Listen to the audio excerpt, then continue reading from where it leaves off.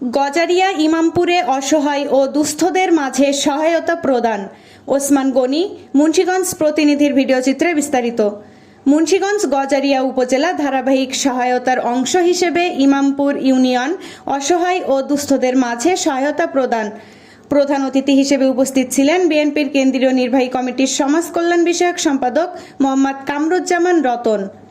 গজারিয়া উপজেলার ইমামপুর ইউনিয়নের হোগলাকান্দি বড় মসজিদ সংলগ্ন মাঠ প্রাঙ্গণে অনুষ্ঠিত সভায় সভাপতিত্ব করেন উপজেলা বিএনপির ১ নং সদস্য মোতাহার হোসেন জাহাঙ্গীর।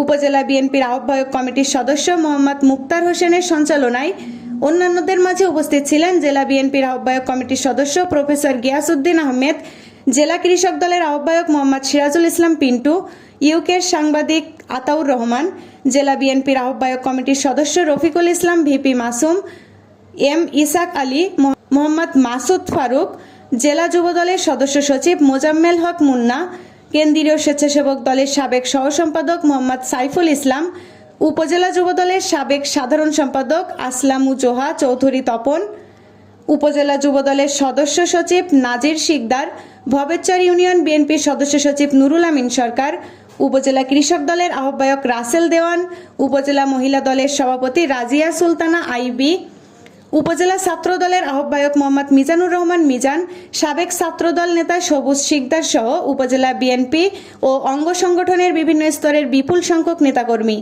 জানা যায় ৩৩টি সেলাই মেশিন, ৫টা হুইল চেয়ার ও ৫০ জন মানুষের মাঝে নগদ অর্থ সহায়তা প্রদান করা হয়। ছোটকাল থেকে দেখেছি তাদের পরিবারের যে আখলাক চরিত্র, তারা যে কত ভালো মানুষ সেটা আমরা আমাদের গ্রামের লোক বুঝতে পারছি। সে একজন নামাজি মানুষ, সে ৫ ওয়াক্ত নামাজ পড়ে, আমাদের নামাজের তাগিদে আমরা নামাজ পড়ি। যেই লোক 5 ওয়াক্ত নামাজ পড়ে সেই লোক করতে পারে না, খারাপ কাজ করতে পারে না। কারণ যদি খারাপ কাজ করতো তাইলে উনি ছিলেন সবসময় খালেদিয়ার সফর সঙ্গী। সেই সময় ইচ্ছা করলে লিখতে করতে পারতেন, অনেক টাকা পয়সা বাড়ি গাড়ি করতে পারতেন, কিন্তু ওনার বাড়িতে যারা গিয়ে দেখেন আসলে বর্তমানে উনি এমপি হইবেন, আমাদেরকে ভালো করে প্রস্তুত দিয়ে পারেন। 1 ফোঁটা পানি আমার রাসূল সাল্লাল্লাহু আলাইহি সাল্লামের যে দরিদ্র ওনাদেরকে দেওয়া হয় নাই। এই পানির প্রয়োজনীয়তা এবং এটা কত মর্মস্পর্শী একটা প্রয়োজনীয় একটা জিনিস এটাতে গেল। হজের কাফেলায় হজে যারা যান, একজন হাজিকে মিনিমাম যদি না পারেন একটা পানি পান করায় তার সব হাসিলের নির্দেশনা আমাদের হাদিস শরীফে আমাদের আছে।